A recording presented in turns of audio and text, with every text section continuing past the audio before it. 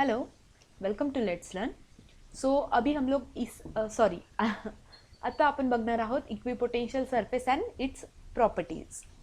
So basically headline पुन्हा एकदा वाचून घेऊ आपण. इक्विपोटेन्शियल सरफेस अर्थ काय? इक्विपोटेन्शियल पोटेन्शियल मीन्स काय की इलेक्ट्रिक फील्ड आहे तुमची तिथे, पोटेन्शियल आहे एखाद्या चार्जचं म्हणा किंवा पोटेन्शियल डिफरन्स म्हणा.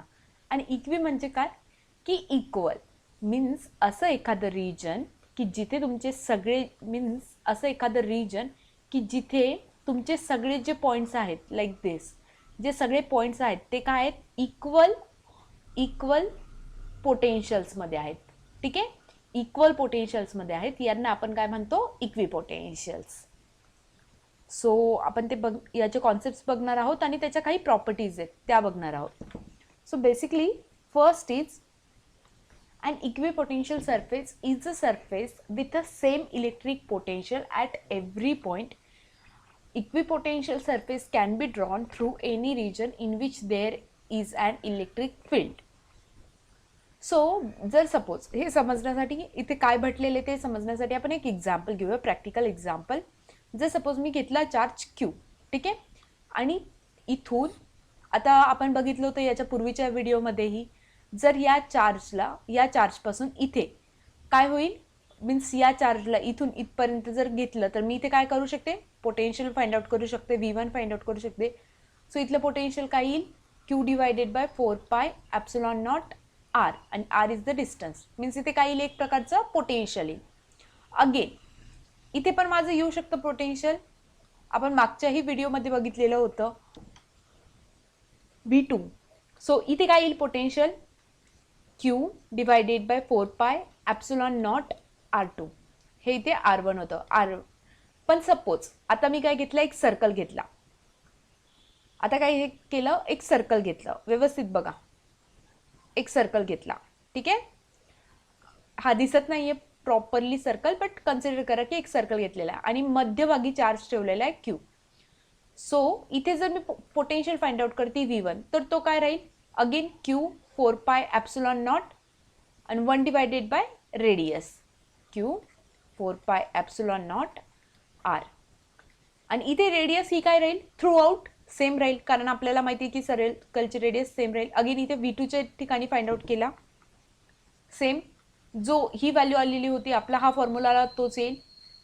अगेन V3लाही सेम, V4लाही सेम, V5लाही सेम पोटेन्शियल आलं, V6लाही सेम आणि V7लाही सेम. सो अनलेस जोपर्यंत तुमची रेडियस चेंज नाही होत तोपर्यंत तुमचा पोटेन्शियल चेंज होतोय का? नाही. सो हे जे सगळे पॉईंट्स दिसत आहेत ना तुम्हाला बनलेले, V1, V2, V3, V5, हे सगळे काय झाले? इक्विपोटेन्शियल्स. जर सपोज आता दुसरा इक्विपोटेन्शियल काढायचं असेल तर मी काय करते? इथे रेडियस चेंज करते, मीन्स रेडियस वाढवली लाईक दिस. हा मोठा सर्कल घेतला, ठीक आहे, आणि याला मी म्हणते V1 डॅश, V2 डॅश, आणि ही कोणत्या रेडियसवर आलं? R डॅशवर. पहिले काय होती रेडियस? R होती. सो आता काय येईल माझा formula? Q divided by 4 epsilon not R dash. So basically means जर हे मी मानते की हे जर सपोज माझं 5 व्होल्टला आहे, ठीक आहे, 5 व्होल्ट आलेला आहे हा इक्विपोटेन्शियल, तर हा ऑब्व्हियसली काय होईल? हा जो इक्विपोटेन्शियल्स राहील इथे काय होते? रेडियस वाढतीये, ठीक आहे.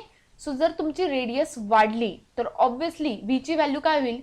कमी होऊन जाईल. म्हणजे जर इथे 5 असेल तर इथे किती राहील? 4 व्होल्ट राहील. कळालं? रेडियस वाढते आणि व्होल्टेज आणि रेडियस इनव्हर्सली प्रोपोर्शनल असलं तर म्हणजे काही व्हॅल्यू माझी काय झाली? कमी झाली. बट आता या सर्कलवर अगेन या सर्कलवर काय राहील? इक्विपोटेन्शियल मिळेल मला, V1 डॅश, V2 डॅश. इथे काय मिळेल? V3 dash. इथे काय मिळेल? V4 dash. अशा प्रकारे मला काय मिळालं? इक्विपोटेन्शियल्स मिळाले. सो आपलं काय होतं statement? An equipotential surface, an equipotential surface is a surface with a same electric potential at every point. तर इलेक्ट्रिक पोटेन्शियल काय आहे? सेम आहे प्रत्येक पॉइंटला. Equipotential surface can be drawn through any region in which there is an electric field. जिथे जिथे तुमची electric field राहील तिथे आपण इक्विपोटेन्शियल काढू शकतो. तर हे तर झालं तुम्हाला इथं दाखवलं करून. तर जेव्हाही तुम्ही एखादा चार्ज स्पेसमध्ये ठेवता तर तो स्वतःला अशा प्रकारे डिस्ट्रीब्यूट करतो की लाईक त्याच्या ज्या एजेस असतील त्याच्यावर काय मिळतं तुम्हाला, इक्विपोटेन्शियल्स. ठीक आहे, इथे काय मिळालं, इक्विपोटेन्शियल्स मीन्स इथे इथे हे जे पॉइंट्स आहेत या चार्जच्या स्पेस रिजनमध्ये सगळे पॉइंट काय आहेत, सेम पोटेन्शियल्सला आहेत. ठीक आहे, आणि हे काय करतील, हे युनिफॉर्म पोझिशन ॲक्वायर करतील आणि त्याच्यानंतर हे काय मूव्ह होणार नाही, मीन्स हे पोटेन्शियल मूव्ह होत नाही, म्हणून कोणत्याही प्रकारचं वर्क डन होत नाही. ते कसं आपण पुढच्या स्लाइडमध्ये एक्सप्लेन करते मी तुम्हाला. No work is required to move a test charge along an equipotential surface. This is because by definition the potential difference between the 2 points P and Q is work done per unit positive charge displaced from Q to P. आता suppose मी एक again, ठीक आहे, हा एक घेतला, इथे charge ठेवला, positive charge घेतला, अगेन इथे पोटेन्शियल्स मिळाले तुम्हाला. ठीक आहे, अशा प्रकारे या सर्कलचे, आणि या सर्कलवरती सगळे पोटेन्शियल्स काय राहतील, सेम राहतील. ठीक आहे, आता आपण इथे पॉइंट घेऊया Q, इथे घेऊया P. सो ऑब्व्हियसली इथे मिळणारं व्होल्टेज काय राहील, VQ, आणि इथे मिळणारं व्होल्टेज काय राहील, VP. ठीक आहे, आणि आता माझं चार्ज काय करेल, जर सपोज चार्जला इथे इथे इथे जे लाईक चार्जला वर्क डन करायचं आहे. ठीक आहे, चार्जला काय करायचं आहे, वर्क डन करायचं आहे. सो वर्क डन साठी तुमचा फॉर्म्युला काय आहे, work done is equals to VQ minus VP. But एक गोष्ट तुम्हाला कळते का, VQ आणि VP दोघंही काय आहेत, सेम आहेत, म्हणून वर्क डन काय होईल तुमचं, सेम क्वांटिटी जर एकमेकातून सबट्रॅक्ट झाल्या तर वर्क डन काय होईल, 0. म्हणून आपण असं म्हणतो की no work is required to move a test charge along an equipotential surface. So कोणत्याही प्रकारचं वर्क डन होत नाही जेव्हा आपला टेस्ट चार्ज इक्विपोटेन्शियल सरफेसवरती मूव्ह होतो. ठीक आहे, मीन्स हा जो टेस्ट चार्ज आहे त्याला लाईक इथे इथे जितकं यायला पोटेन्शियल लागतंय तितकं सेम पोटेन्शियल त्याला इथे लागतंय.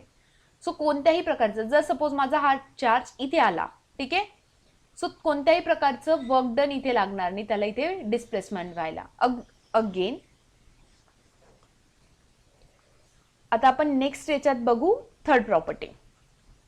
Electric field intensity E is always normal to the equipotential surface if dx is the small distance over the equipotential surface through which unit positive charge is carried. Listen this carefully, काही जास्त अवघड नाही आहे, आपण explain करूया व्यवस्थित. Again same example, मी charge घेतला, तो किनी युनिफॉर्मली डिस्ट्रीब्युटेड आहे माझा अशा प्रकारे.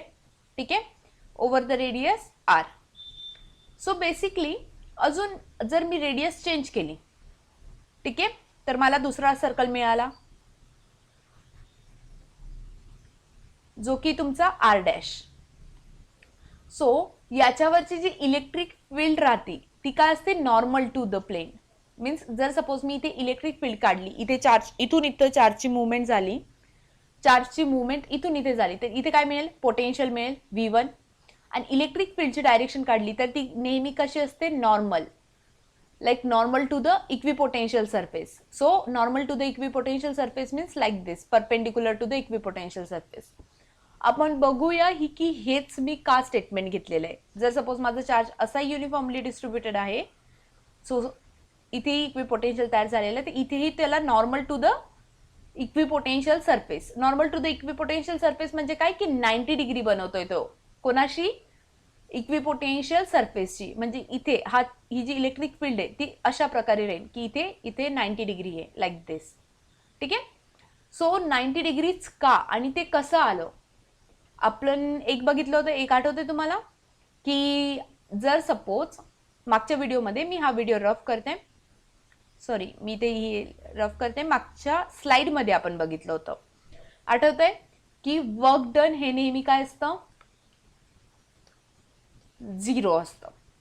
ठीक आहे, जर सपोज वर्क डन 0 असेल तर वर्क डन कोणाकोणाचे डॉट प्रोडक्ट आहे, F vector means force and displacement, या दोघांचा डॉट प्रोडक्ट काय तुमचा, वर्क डन. आणि याला आपण सिंपल याच्यात कसं लिहितो, magnitude of force multiplied by magnitude of displacement, this is force. ठीक आहे, आणि दिस इज डिस्प्लेसमेंट. आणि इथे कोणता प्रोडक्ट आहे? Dot product. So dot product असल्यावर कशाने मल्टिप्लाय करशाल? Cos theta. आणि theta is the angle between F and D S. So इथे काय येईल बेसिकली, जर आता अगेन बघा ही व्हॅल्यू काय आहे? 0. ठीक आहे, आणि जर मी पुन्हा तेच एक्झाम्पल घेतलं, ठीक आहे, इक्विपोटेन्शियलचं बघा व्यवस्थित. हा चार्ज ठेवलेला आहे अगेन मध्ये. इथे इलेक्ट्रिक फील्डची डायरेक्शन आहे, आणि ज्या डायरेक्शनमध्ये तुमची इलेक्ट्रिक फील्ड राहील सेम डायरेक्शनमध्ये काय राहील? तुमचा फोर्स राहील. आणि हा कोणता फोर्स आहे? Electrostatic force. ठीक आहे, सो हा कोणता फोर्स आहे? Electrostatic force. ज्या डायरेक्शनमध्ये तुमची इलेक्ट्रिक फील्ड राहील सेम डायरेक्शनमध्ये तुमचा इलेक्ट्रोस्टॅटिक फोर्स राहील. याला एफ ई ने रिप्रेझेंट करते. म्हणजे इथे काही ना काही फोर्सची अमाऊंट आहे, ही इक्वल टू 0 आहे का? नाही. काही ना काहीतरी फोर्सची मॅग्निट्यूड आहे, म्हणजे ही व्हॅल्यू तर 0 नाही आहे. जर तुम्हाला work done is equals to 0 पाहिजे तर ह्या तिघांपैकी एकाची तरी व्हॅल्यू 0 पाहिजे. अगेन इथे काय आहे? डिस्प्लेसमेंट. हे काय तुमचं? डिस्प्लेसमेंट. जर सपोज तुमचा चार्ज इथून तर इथपर्यंत मूव्ह होतोय, जर सपोज चार्ज इकडे मूव्ह होतोय बघा, हे छोटीशी अमाऊंट मध्ये त्याने काय केलं? मूव्ह केलं, तर त्याची डायरेक्शन कोणती झाली? दिस वन. जर सपोज तुमचा चार्ज इथून ते इथे डिस्प्लेस होतं, येल्लोवाला जो पार्ट आहे तो डिस्प्लेसमेंटचा आहे. ठीक आहे, सो इथे काय झालं? हा चार्ज काय होतोय? ह्या पोझिशन पासून तर ह्या पोझिशन पर्यंत काय करतोय? डिस्प्लेसमेंट करतोय किंवा मूव्ह करतोय. त्या वाजता तुमचं वर्क डन होईल ना. विदाउट डिस्प्लेसमेंट वर्क डन कसं काय होणार आहे? सो मीन्स डीएस ची सुद्धा छोटीशी काहीतरी अमाऊंट आहे. डीएस पण 0 नाहीये आणि फोर्स पण 0 नाहीये. म्हणजे उरलं काय? की ही मॅग्निट्यूड 0 पाहिजे. ठीक आहे, म्हणजे एफ इंटू डीएस इंटू 0. ही मॅग्निट्यूड 0 पाहिजे. कशासाठी? आपल्याला वर्क डन 0 असण्यासाठी. आणि ही magnitude cos of theta is equals to 0. हा कधी 0 असतो? जेव्हा थिटा 90 डिग्री असतो. सो थिटा 90 डिग्री आहे, याचाच अर्थ काय? की डिस्प्लेसमेंट आणि इलेक्ट्रिक फील्ड या दोघांमध्ये अँगल कितीचा आहे? हा इथे 90 degree. So like this E is always normal to the direction of the electric field. E is always normal to the surface. If dx is the small distance over the equipotential surface through which unit positive charge is carried out. कारण dx तर present राहणार आहे. dx पण 0 राहील का? नाही. Force पण 0 राहू शकत नाही. म्हणजेच कॉस थिटा आपली व्हॅल्यू 0 ठेवेल. सो हे व्यवस्थित या पॉइंटच्या खाली हे व्यवस्थित लिहून घ्या तुम्ही व्हिडिओ पॉज करून. ठीक आहे, चलो नेक्स्ट प्रॉपर्टी बघूया आपण काय. Hence for any charge distribution the equipotential surface through point is normal to the electric field at that point. म्हणजे तोच पॉइंट जो पहिलावाला पॉइंट होता. Hence any charge distribution the equipotential surface through a point is normal to the electric field at that point. Means जर suppose equipotential surface असेल तर एखाद्या पॉइंटला, इक्विपोटेन्शियल सरफेसच्या एखाद्या पॉइंटला आपली इलेक्ट्रिक फील्ड काय राहील? ऑलवेज नॉर्मल राहील. नॉर्मल मीन्स इथे 90 डिग्री राहील टू द इक्विपोटेन्शियल सरफेस. ठीक आहे, इक्विपोटेन्शियलच्या सगळ्या सरफेसवरती काय असतं? तुमचं सेम पोटेन्शियल असतं. काय असतं? सेम पोटेन्शियल असतं. जोपर्यंत तुम्ही त्याची रेडियस चेंज करत नाही, मीन्स जोपर्यंत तुम्ही त्याची इथून, जर इथून चार्ज असेल तर जोपर्यंत तुम्ही त्याची इथे डिस्टन्स वगैरे चेंज करत नाही तोपर्यंत तिथे सगळं काय राहील? इक्विपोटेन्शियल राहील. नेक्स्ट प्रॉपर्टी काय? No two equipotential surface can intersect each other and equipotential surface is normal to the electric field. याचा अर्थ असा, जर सपोज मी एक चार्ज घेतला ज्याची रेडियस आहे R1 आणि त्याच्यानंतर दुसरा चार्ज घेतीये. ठीक आहे, आणि इथे ज्याची रेडियस आहे R2. सो मला सांगा इथे आपण काय बघितलं होतं? 5 व्होल्ट. आणि इथे आपण काय बघितलं होतं? किती इथे इक्विपोटेन्शियल? 4 व्होल्ट. म्हणजे इथे पण किती राहील? 4 व्होल्ट. अगेन इथे पण किती राहील? 4 व्होल्ट. इथे पण किती राहील? 4 व्होल्ट. इथे पण किती राहील? 4 व्होल्ट. सेम सगळीकडे काय राहतंय तुमचं? 4 व्होल्ट. आणि आता आतमधलं सर्कल. सो इथे काय इमॅजिन केलं होतं मी 5 व्होल्ट. सो बघा व्यवस्थित बघा डायग्रामकडे, तुमचे हे दोघं इक्विपोटेन्शियल एकमेकांना क्रॉस झालेले आहेत का? 5 व्होल्ट आणि 4 व्होल्ट हे जे दोघे पॉइंट्स आहेत ते एकमेकांना क्रॉस होत आहेत का, इंटरसेक्ट करतायत का? सो हे इंटरसेक्ट करत नाहीये. याचाच अर्थ काय की दोन इक्विपोटेन्शियल्स मीन्स 4 व्होल्ट आणि 5 व्होल्ट हे आपापल्या याच्यावरती आपापल्या सरफेसवरती काय इक्विपोटेन्शियल आहे. तर 4 व्होल्ट आणि 5 व्होल्ट हे कधीही इंटरसेक्ट करू शकत नाही.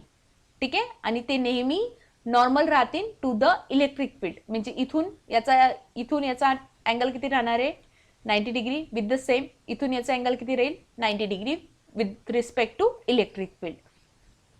If two equipotential surface intersect each other, then at a point of intersection there will be the two direction of electric field which is impossible. जर आपण सपोज असं मानलंही की दोन इक्विपोटेन्शियल्स इंटरसेक्ट करतात, चलो आपण मानून घेऊ. म्हणजे आपण असं मानतोय, आपण ॲझ्युम करूया, आपण असं ॲझ्युम करतोय की हा जो होता तो तुमचा 5 व्होल्टचा आहे इक्विपोटेन्शियल सरफेस आणि जो तुमचा 4 व्होल्टचा आहे इक्विपोटेन्शियल सरफेस तो अशा प्रकारे क्रॉस होतोय. मी असं मानून घेते. ठीक आहे. आणि हा आहे 4 व्होल्टचा इक्विपोटेन्शियल आणि मध्ये तुमचा काय ठेवलेला आहे चार्ज ठेवलेला आहे. इथे चार्ज आहे. आपण असं ॲझ्युम केलं. ठीक आहे. सो आपल्याला हे रॉंग प्रूफ करायचंय. बघा आता इथे ह्या पॉइंटला काय होत आहेत, ह्या दोघं पॉइंटला काय होत आहेत इंटरसेक्ट होत आहेत. चलो ह्या डायग्रामला मी बाहेर घेतलं. ठीक आहे. ह्या भागाला मी बाहेर काढते असं.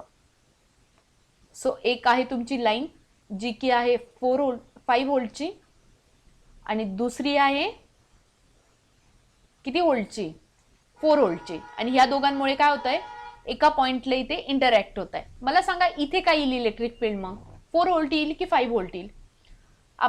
आपण सांगू नाही शकत ना ह्या पॉइंटला काय येईल 4 व्होल्ट येईल की 5 व्होल्ट येईल.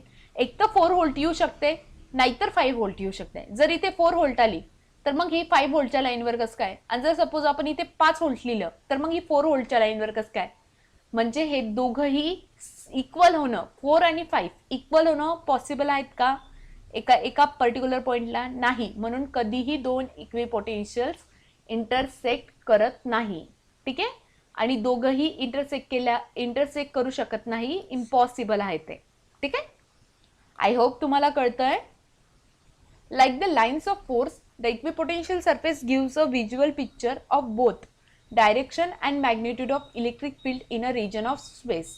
जर सपोज एखादा चार्ज आपण स्पेसमध्ये ठेवतोय, सो इक्विपोटेन्शियल सरफेसमुळे आपल्याला काय व्हिज्युअल पिक्चर मिळतं कोणाचं, direction and magnitude of electric field स्पेसमध्ये. सो आपण दॅट्स वाय हा कॉन्सेप्ट वापरतो इक्विपोटेन्शियल. पुढच्या व्हिडिओमध्ये आपण बघणार आहोत equipotential due to line, due to dipole, due to magnetic, due to point charge, due to uniform electric field. हे सगळे आपण पुढच्या व्हिडिओजमध्ये बघू.